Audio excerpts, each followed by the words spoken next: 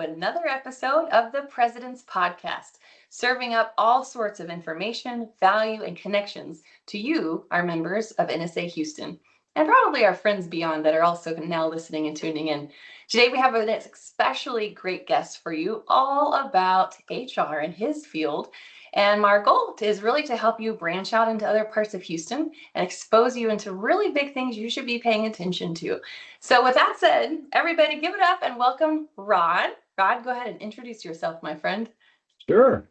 So I'm the Chief Human Resources Officer for a company called ARCCIS, and we are a builder services organization. So we help home builders build their houses better. We do the engineering and we do the inspections. We don't swing any hammers, but we make houses better in 27 states, and we have about 800 people helping us do that across the business.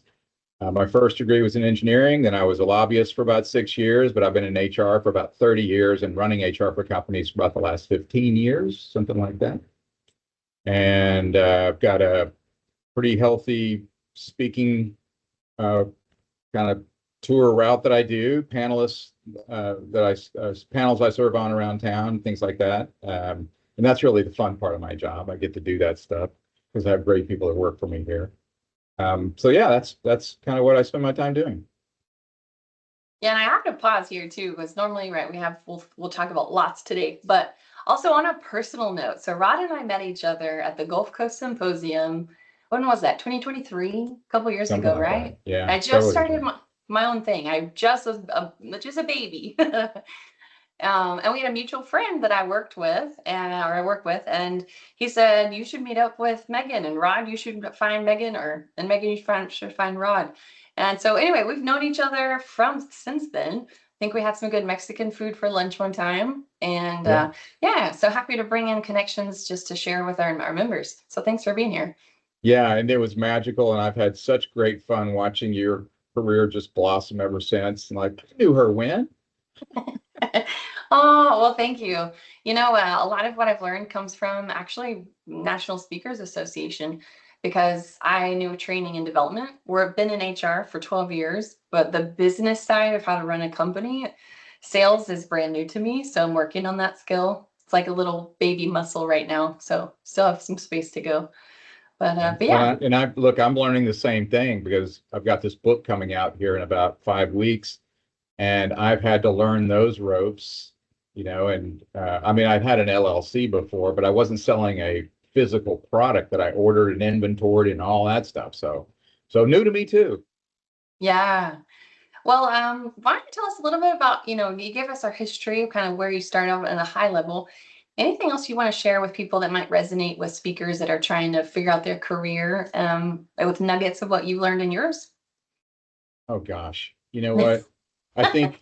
Do we have an hour? Sure, yes. How much time do we have?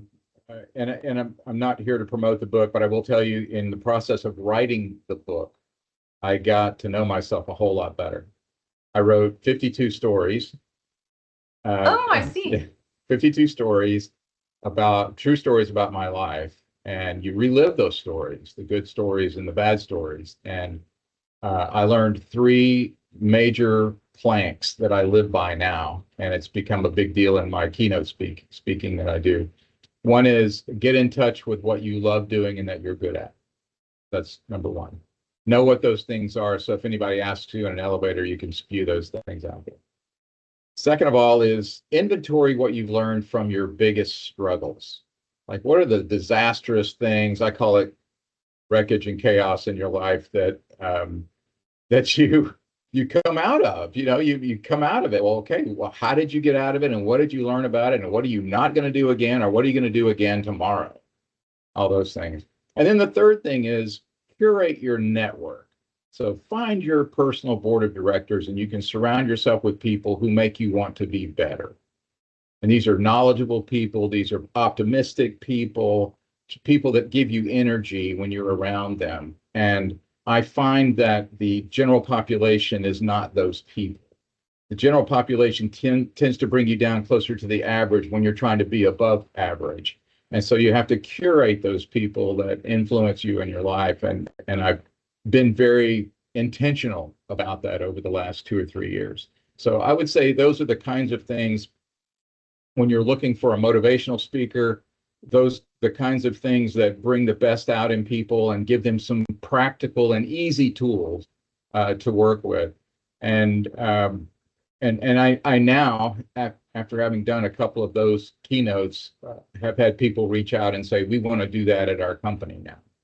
And so those are, I didn't come by them easy, because I spent a year, studying myself. And a little known fact is that I went back to school when I was 56 years old and got my master's at 59. And between having the new knowledge of the greatest thinking about leadership development, coupled with a great self-examination of myself, and then writing the book, got me to where I am right now. So much wisdom boiled down, and that process of writing sounds like it definitely helped guide you there. My gosh, some days it was incredibly painful, and some days I walked away going, yeah, that was cool. Look what I wrote. Look what I wrote. Well, I know you mentioned you weren't here to promote the book, but if it's all right, I mean, I'd like you to share with what the book is. And many of our members, NSA, as a keynoter, a lot of times you summarize your message in a book, and then a lot of our members are writing a book, exploring the idea. So yeah, share with us whatever you think might be of value. So this is, you can see that's kind of the cover of the book. And I just got notified just within the hour, so this call is very timely, that my first physical books, the first proofs, arrive Monday afternoon. Oh my goodness. I've not seen it. In 3 days? Yeah, in 3 days. Wow. I will see it for the first time after more than a year of working on this project. So it's a big milestone moment. The book is 52 weekly reads. So weak-minded with 2 E's. So it's meant for you to maybe get over the Sunday scaries, before you start your work week. It's a motivational story. It's a true story, but a motivational story with a life lesson at the end. And we will have a journal type workbook that will go with it, so you can inventory what you learned, what you're going to do next week, and then maybe talk a little bit about the lesson you learned last week and what you did about that. So it's meant to be a guided journal thing, a continuous learning sort of thing. And it's divided into 4 sections, one on discovering yourself, one on sort of naming your struggles and what you learned from them, one on building relationships, because relationships are incredibly important. If you're familiar with Dan Sullivan's book, Who Not How, it's a great book. And then the last section is what your legacy might look like. So what are you leaving behind that people will, when you leave the room, what do they say about you? That kind of thing. So it was an incredible journey. I'm very proud of it. I've had a lot of people who helped me. Dr. Tara Marie Stayskull, who wrote a book called The 5 Practices of Highly Resilient People. When she wrote that book and I read it, it gave me the resolve to put some pretty vulnerable stories out on LinkedIn. And that was the impetus for me. Ended up writing the book. Well, then I decided, well, gosh, I need somebody to write the foreword. So in a Hail Mary, I reached out to her to say, hey, you don't know me, but I know you're a New York Times bestselling author, and I wrote this book, and I didn't hear anything for like a week. And then on a Friday afternoon, she sent me a note saying I'd be honored to write your foreword. So Dr. Tara Marie Stayskull is writing my foreword, has written my foreword. And Gare Maxwell, if you're in marketing, you'll know that name. But Gare Maxwell wrote the afterword, and he and I have actually done some workshops together since then. So long answer to a short question. So. Wow. And I think it's such a great example of aim for what you want, go big, and you might just get it. I think that's a very big piece too of a lot of our members are business owners in training. They do workshops, they're coaches, they're authors. A recent comedian just got his book as one of the best sellers on Amazon. So we've got all these people that are, running their own race. But I think it's a good reminder to say, shoot for what you really want, because you may get there. And the who not how thing should not be underestimated when you're building a business, when you're building your relationships to do public speaking and get gigs. And I've been pretty bold about reaching out to people to serve on panels with me. And Sue Burnett, a Burnett specialist, she wrote a testimonial. She's the first testimonial in the book. Jeanette Marks, who is now the CEO of Employ Bridge, the largest staffing organization in the world, she wrote a testimonial. Dr. Juliette Breeze, who is the CEO of Next Level Urgent Care, she also wrote a testimonial. So all these people read the rough version of the book. God bless them, and just wrote the most beautiful things in the book that I just couldn't be more pleased, and I'm just incredibly blessed to be connected with people like that. And I'm looking forward to the rest of the public getting a chance to look at it too here in 5 weeks. Yeah. Okay. Well, where do people go to get it if it's coming in 5 weeks? So it'll be on Amazon, of course. And if you are in touch with me and you wanted an autographed copy, we could arrange for that. If I know how to get it to you, I will order the book and then get it to you. But Amazon, Barnes and Noble, Walmart. I find that strange to say out loud, but yes, it'll be at Walmart. Yeah, it's going to be in all the networks, and then there'll be an Audible version that comes later. We're just now beginning to work on the hardback, so we'll have hardbacks and paperbacks on May 2nd. May 2nd, 5/2. 5/2. Oh, I love the intentionality. It's also Read Across America Day, by the way. So, multiple layers. Yeah, lots of layers. If someone in our chapter or listening today is interested in this process, what tips might you give them if they wanted to write a book, do the Audible, do the hardback, any of that, just get started? Figure out what your passion is, which probably can come from what you discover your red threads are, which are the things that you love doing and that you're good at. And if you're curious about how to get in touch with those, Marcus Buckingham's book, Love Plus Work, is a great place to start for that. Or if you've gone through struggles and that's what you want to write about, then Dr. Tara Marie's book is a great book as well. I was a writer at one time before I was an engineer, and then engineering just sort of sucks the writing right out of you because you become technical and unfeeling and all those things. And then I rediscovered myself quite a while ago and started writing some articles, but I never thought I would, endeavor to write a book. But then after I got into the writing of the book, it all came back to me. It's enjoyable for me to write the book. There's a thing on my board up here that it's been attributed to Ernest Hemingway, but we found out since then he did not say that. But he says, "Write drunk, edit sober." So I find that interesting, that you need to write when you are whimsical, when you are creative, when you're not holding yourself back to some grammar and punctuation. You're just writing stream of consciousness stuff. There's a name for it, the crappy first draft, but there's a different word for that.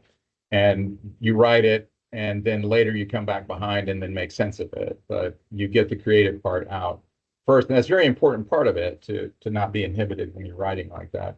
So then once you get that done, you need to either decide whether you're going to go try to do commercial publishing, which is through a publishing house, or you're going to do a private or self-publishing. There's a major difference between the two. The commercial house owns your book. Sometimes you have to get permission to do your own workshops from your own book, from somebody who owns now your book, because they paid you up front some money, and then you get a little bit on a book sale. When you self-publish, you own the book soup to nuts forever and ever. You can go in and change the book. You can have different editions.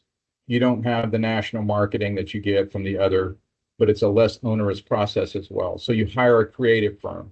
So I hired Epiphany Creative Services out of Nashville, and they've been a wonderful guide through the whole thing. It's not crazy expensive to do.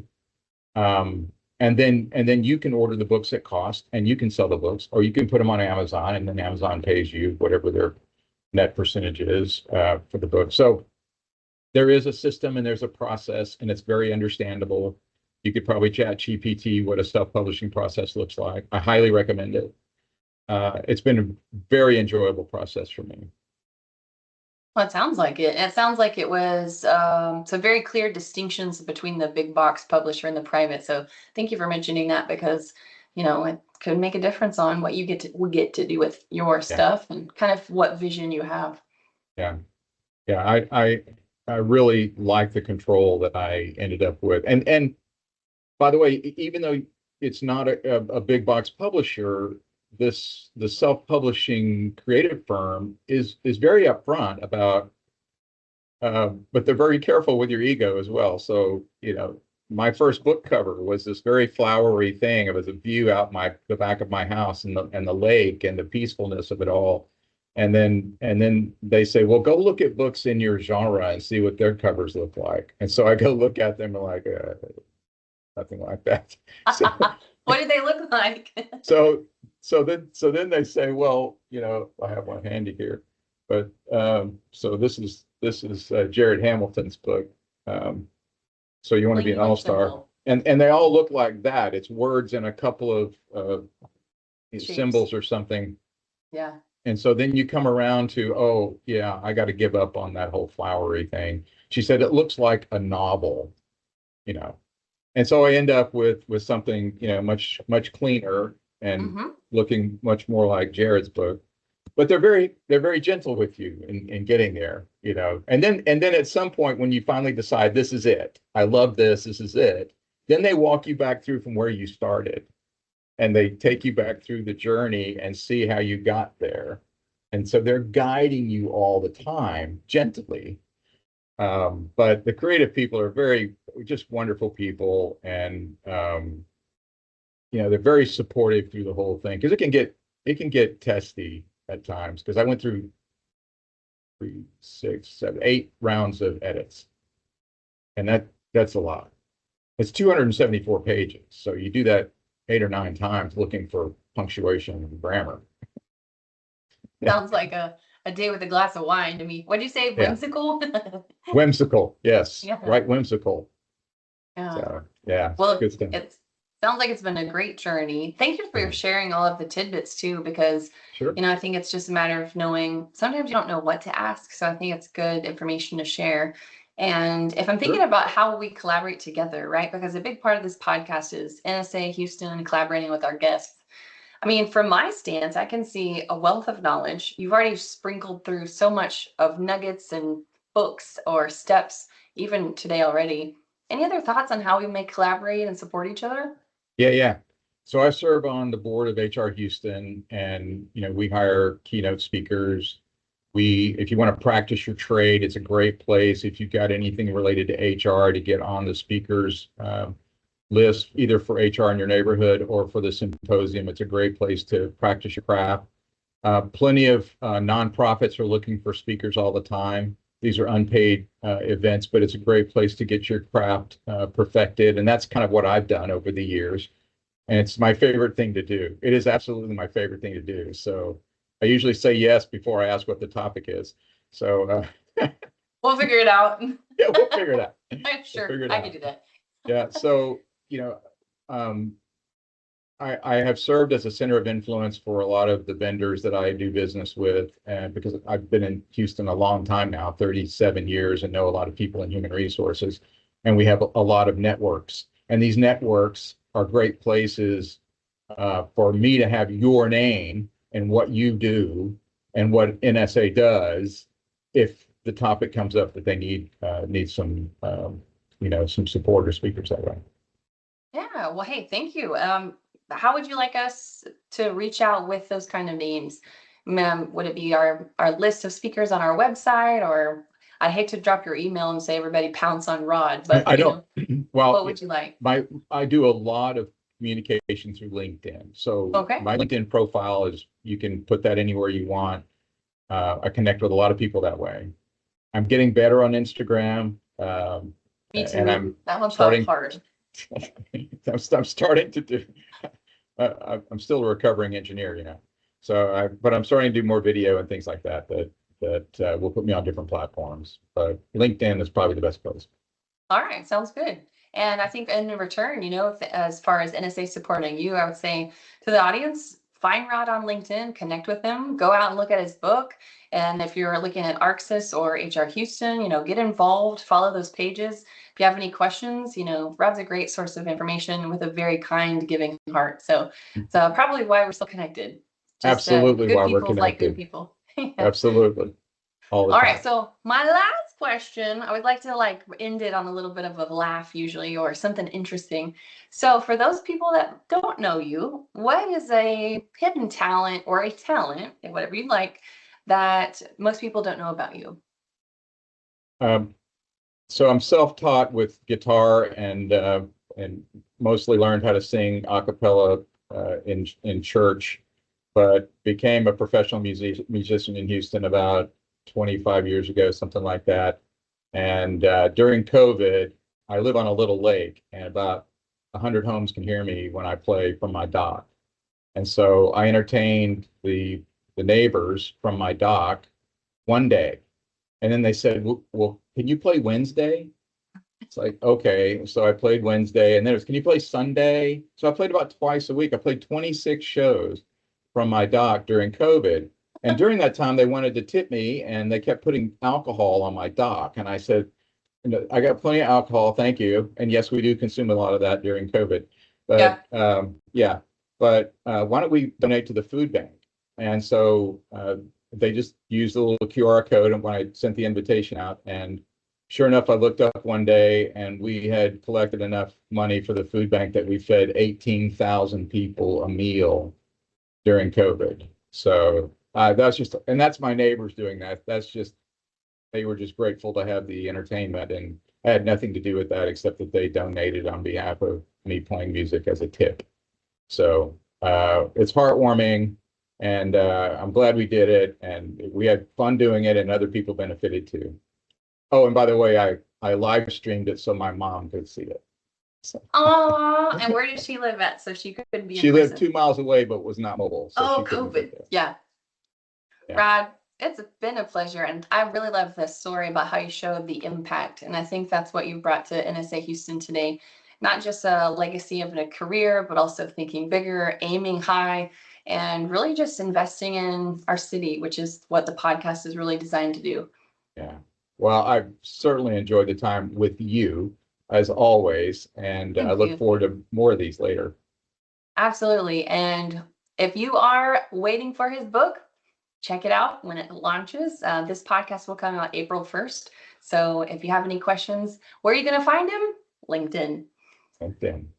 That's right. All right. Well, thank you for tuning in. Watch us next time for another episode with another senior executive leader that is shaping the city of Houston and bringing more value to you and your career, however you choose to plug it in. All right. Take care.